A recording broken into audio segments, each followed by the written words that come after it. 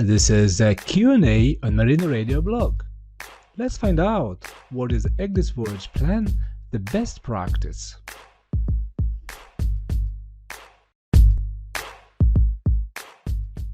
The ship's current condition must be critically examined before the voyage. Stability data and the vessel's draft must be checked, and the results must comply with the provisions of the intact stability and other specific codes regarding the stability. Stability should be predetermined throughout the whole voyage, taking into account fuel consumption. The intact stability code requires the following general intact stability criteria to be fulfilled. The criteria number 1. The righting lever should be at least 0.20 meters at an angle of heel equal to or greater than 30 degrees. The criteria number 2. The maximum righting lever arm should occur at an angle of heel preferably exceeding 30 degrees, but not less than 25 degrees. The criteria number 3. The area under the righting lever curve should not be less than 0.055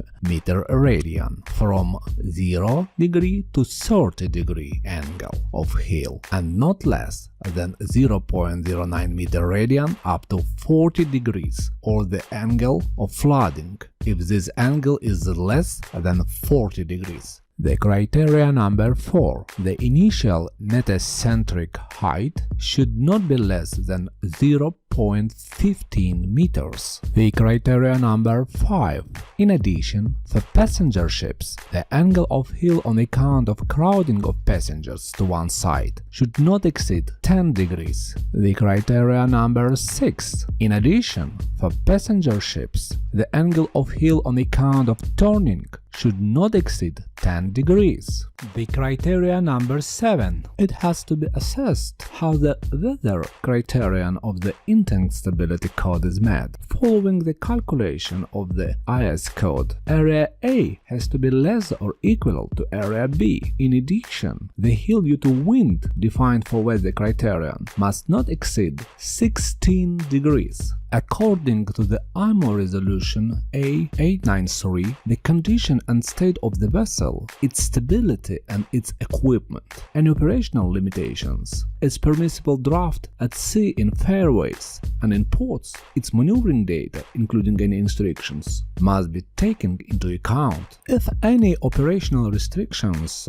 regarding the propulsion system, steering gear, other units relevant to maneuvering, communication or navigation equipment exist, all bridge team members must be aware of the condition. A finding list should be continuously up to date and accessible for all concerned. Such restrictions must be taken into account for the planning process, and the information must be also available for quick access on the bridge. They have to be brought to the attention of the pilot during the pre-departure briefing. In addition, all restrictions must be noted on the pilot card. The IMO resolution A601 requires maneuvering information to be presented as a pilot card, wheelhouse poster and maneuvering booklet on the vessel's bridge. This should include information about propulsion, steering gear and maneuvering characteristics. In particular, facts including the turning circle diameter, air draft, draft increased by hydrodynamic effects, and the measurements of the vessel need to be available during the planning process. Our final advice is: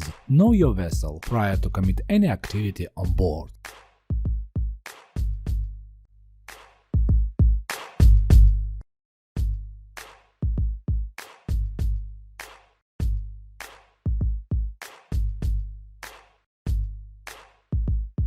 We'll slide the button for the next question already. But to help us, we need you to subscribe to the channel, and we hope your thumb is rising up for the like